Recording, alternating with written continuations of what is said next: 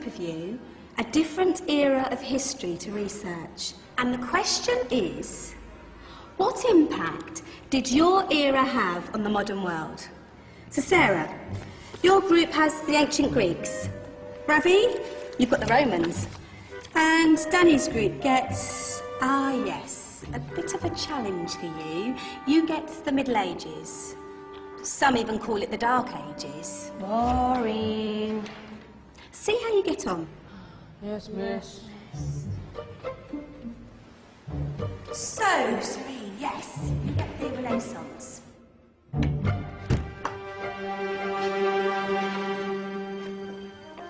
Is that the librarian? I guess so. How are the Dark Ages going to have anything to do with us? Excuse me. Sorry to bother you. What do you want? We need to find out what impact the Dark Ages had on the modern world. Never was a period of history so poorly named. Don't touch. It's priceless. And I suppose someone's been filling your head with the usual nonsense, eh? 1,000 wasted years. A black hole in history, am I right? Yeah, sort of. You see, it's always the same. You assume it was all mud, disease, death and destruction, with marauding mobs of barbarians ripping down the good of former civilizations, burning and plundering as they went, nothing of any worth invented either, eh? Oh, no. Go on, Beofrey. Sorry to bother you. Come on, it's probably not worth it. Everyone knows that the Greeks and Romans invented everything anyway. Oh, did they now? And you're sure about that, are you? You know, I might just have something for you. You seem to be up to the task. I suppose I could... Follow me. I've got just the book for you.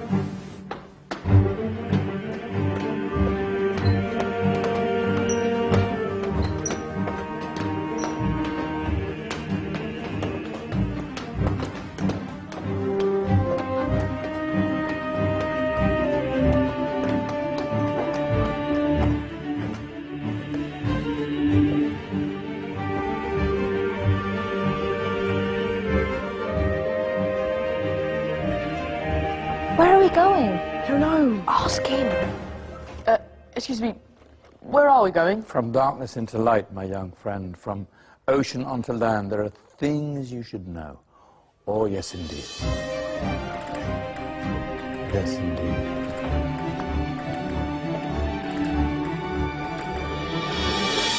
Now, I know I left it around here somewhere.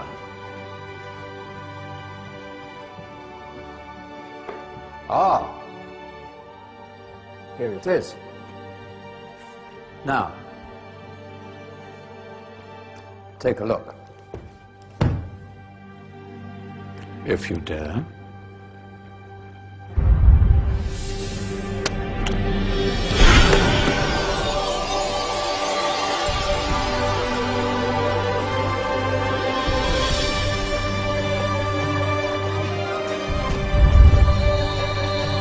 What's going on? Welcome to the Dark Ages, or as it should be known, the Golden Ages. Who are you? I am Al-Jazari, engineer and ingenious inventor. I thought you said this was the Dark Ages. It doesn't look very dark.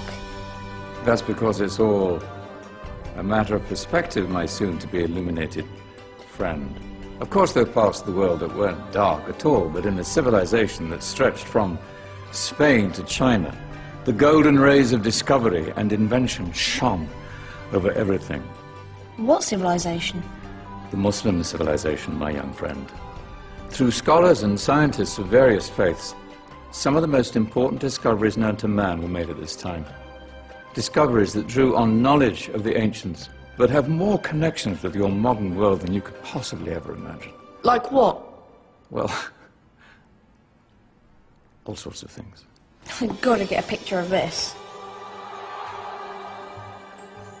I knew it was a good idea. Who are you?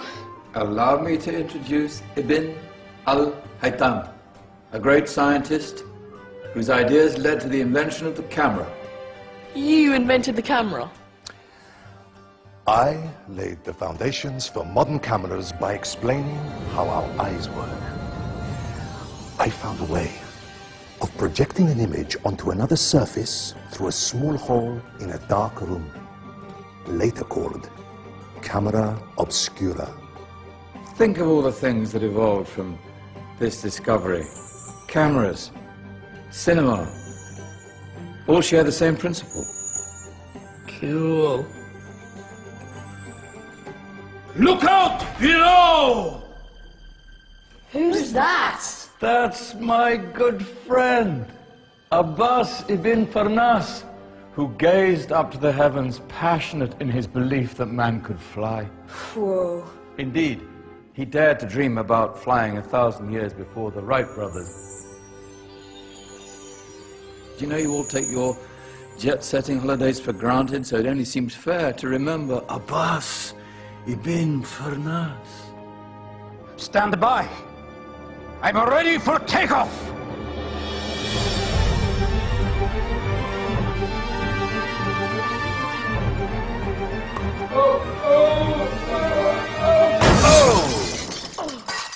You did forget one thing, though. A tail, useful for landing. My back. Is there a doctor in the house? Did someone call? Ah, my old friend, why don't you introduce yourself to my young guests? I am Abul Qasim al-Zahrawi. Many call me the father of surgery. Did you actually do surgery back then? Of course we did. In fact, many of the surgical tools that I invented are still used in your modern hospitals. Excuse me, a patient needs my attention. Scalpel? I think I may need some stitches. In that case, I'll use catgut. Catgut? From the gut of animals. Perfect for stitching up internal wounds. Your surgeons are still using it today. Sorry, mustache.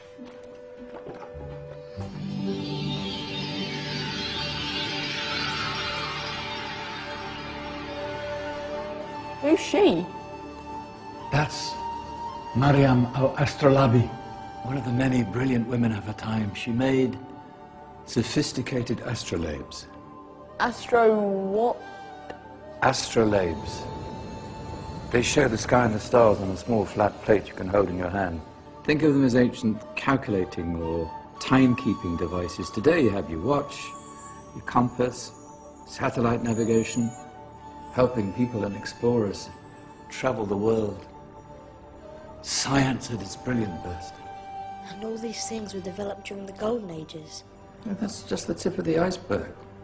There were thousands of other inventions covering all areas of life, and in the years that followed, their influence spread across the whole of medieval Europe. So you see, it wasn't so dark after all. What about you? Me? What did you invent? Well, I don't want to be big-headed, but I made some groundbreaking advances in engineering. I suppose my most significant discovery converted rotary motion into linear motion using a crank and connecting rod. It's essential in pumps and engines.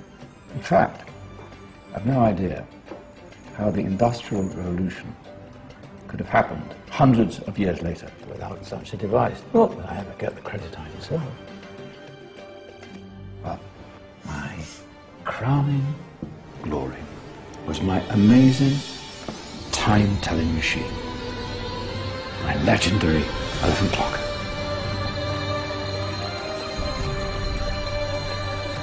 It's a clock. Yes. Dozens of components collected from different cultures around the world. Indian, Greek, Arabian, Egyptian, Chinese. Wow. A United Nations clock. That is pretty cool. Does it actually tell the time? Well, yes, of course. If it wasn't for me, thousands of people would be late for everything. Speaking of time, we'd better get you back. And remember, Spread the word. This is the golden age, and I've only shown you a tiny part of this wondrous time. There are countless other scientists and inventions directly connected to your modern world. You're just going to have to find out for yourselves. No, wait!